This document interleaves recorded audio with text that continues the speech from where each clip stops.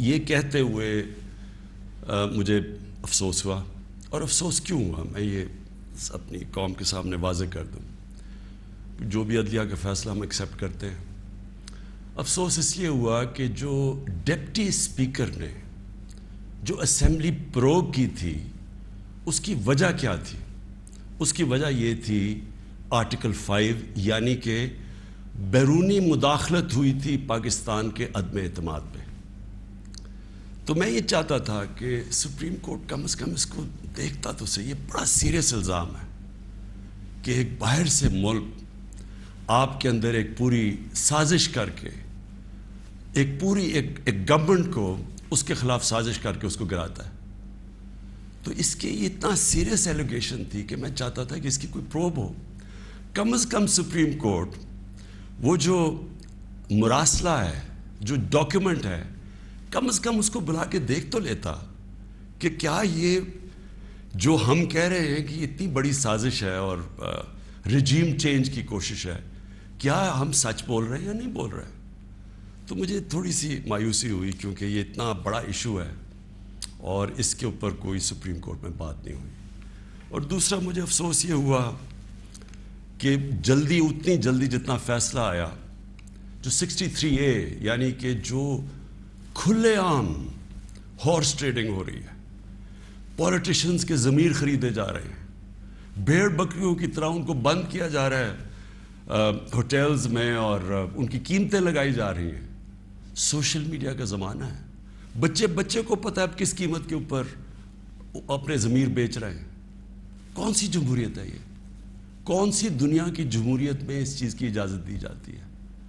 اور جو سب سے بڑا انصاف کا فورم ہے عدلیہ، اس سے ہم ایکسپیکٹ کرتے تھے کہ کم از کم اس کے اوپر اور کچھ نہیں تو سو موٹو ایکشن لے. کیونکہ یہ تو ایک مذاق بن گیا ہے پاکستان کی ڈیموکریسی کا.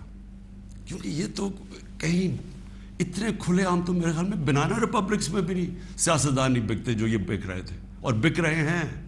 اور وہ دیکھیں ابھی جو پنجاب میں ہو رہا ہے، کبھی وہ اواری کے اندر لوگ بند ہیں جناب، ان کو نکل رہا ہے گارڈز. تو یہ تو کوئی جمہوریت نہیں ہے. لیکن اس سے جو سب سے تکلیف دہ چیز ہے کہ دیکھیں ایک قوم جس کی 60% سے زیادہ آبادی 30 سال کی عمر سے کم ہے، یہ ہماری یوتھ ہے، یہ ہمارا فیوچر ہے. اور فیوچر کو آپ اگر گائیڈ نہیں کریں گے، ان کی تربیت نہیں کریں گے، ان کی اخلاقیات کو اٹھائیں گے نہیں، اس طرح کی چیزیں کریں گے، تو وہ بھی یہ سمجھیں گے کہ اگر ملک کے جو لیڈرشپ ہے، یہ ریپرزینٹیٹیوز ہیں، یہ اگر رشوت دے کے لوگوں کو خرید رہے ہیں، کوئی بک رہا ہے کوئی خرید رہا ہے، تو ان کی ہم کیا مثال پیدا کر رہے ہیں؟ یعنی یہ کس طرف جا رہا ہے پاکستان.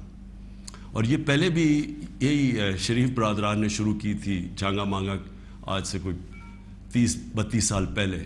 یہ تب شروع ہوا تھا یہ بھیڑ بکریوں کی طرح سیاستدان کو خریدنا. اور تب سے سیاست اور نیچے گئی ہے کہ جیسے لوگوں کو یہ پتہ چلا کہ یہ بک رہے ہیں، لوگوں سے ووٹ لے کے آ رہے ہیں کہ ہم آپ کی بڑی خدمت کریں گے، وہاں جا کے لوگوں کی ووٹ لے کے اپنے ضمیر بیچ رہے ہیں. اور پھر ریزروڈ سیٹس والے بک رہے ہیں. ریزروڈ سیٹس تو ایک تحفہ دیتی ہے ایک پارٹی کسی کو، وہ بکے ہوئے ہیں، وہ کھلے عام بک کے اور وہ دوسری طرف گئے ہوئے. تو میں صرف ایک اب ایز اے پاکستانی بات کر رہا ہوں کہ جو ایک خواب دیکھتا تھا اور شروع سے کہ ایک بڑا ہمارا عظیم ملک بنے گا، اور میری یہ کبھی خواب نہیں گئی میرے سے، میرا یہ بلیف ہے کہ اس ملک نے بڑا ایک عظیم ملک بننا ہے اور یہ ایک سٹرگل ہے اس طرف جانے کے لیے. لیکن یہ بہت بڑا دھچکا لگتا ہے اس سٹرگل کو جب آپ یہ تماشا دیکھ رہے ہیں. تو دونوں چیزیں بڑی سیریس ہیں ملک کے مستقبل کے لیے.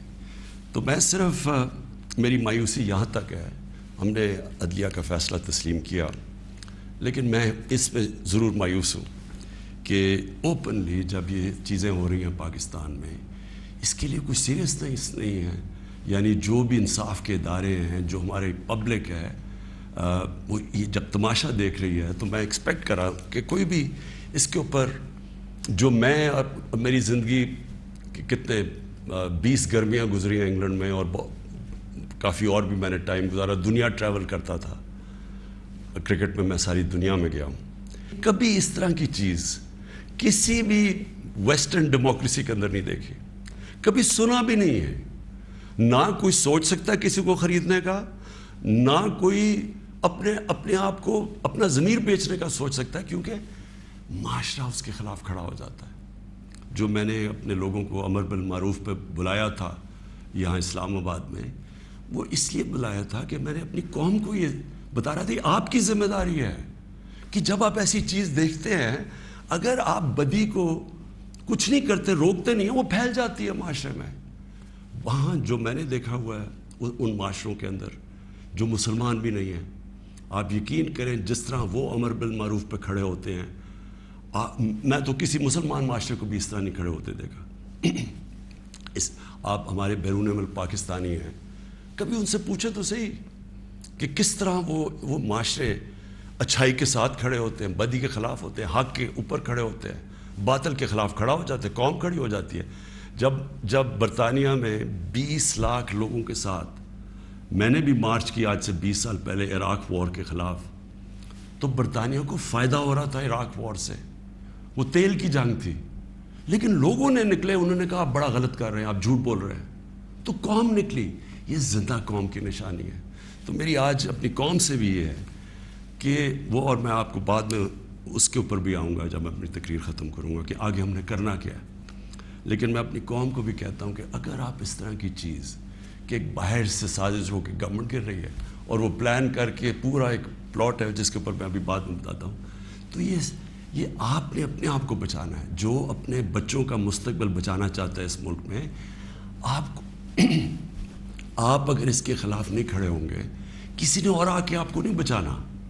قوم کھڑی ہوتی ہے اس کے اوپر، یہ بدی کے خلاف. اب میں آتا ہوں جی، یہ جو مراسل ہے یہ کیا ہے؟ پہلے تو یہ سمجھیں اس کو ایک سائفر ایک ہوتا ہے. سائفر کا مطلب کیا ہے؟ سائفر یہ ہوتا ہے کہ ہماری جو ایمبسیز ہوتی ہیں باہر، وہ فورن آفس کو ایک کوڈڈ میسج میں سیکرٹ میسیجنگ کرتی ہیں کہ جو بھی ان کی انٹریکشن دوسرے ملکوں میں ہو رہا ہوتا ہے. وکی لیکس کا آپ کو سنا ہوگا چند سال پہلے، وہ کیا تھا؟ وہ یہی تھا کہ امریکن ایمبسیز جو اپنے سیکرٹ ڈاکیومنٹس بھیج رہی تھی، وہ کسی نے ان کو ایکسپوز کر کے وہ پبلک میں آ گئی، وہ وکی لیکس تھی. تو اسی طرح جو آپ کا یہ جو سائفر میسج آتی ہے، یہ ٹاپ سیکرٹ ہوتی ہے. کیوں نہیں میں وہ کاغذ پبلک میں دے سکتا؟ کیوں نہیں میں میڈیا کو دے سکتا؟ کیونکہ اس کے اوپر کوڈ ہوتی ہے، اور اگر ہم وہ سائفر پبلش کر دیں تو باہر کی دنیا کو پتہ چل جائے گا کہ پاکستان کی کوڈ کیا ہے، لہٰذا ہماری جتنی بھی سیکرٹ انفارمیشن ہے وہ ساری ایکسپوز ہو جائے گی. اس لیے میں یہ پبلک کو نہیں دے سکتا. لیکن آپ یقین کریں کہ میں اتنا میرا دل ہے کہ پبلک یہ خود اپنی آنکھوں سے دیکھے کہ یہ کیا تھا. اب میں آپ کو بتاتا ہوں یہ ہوا کیا. ہوا یہ کہ ہمارا امریکہ میں جو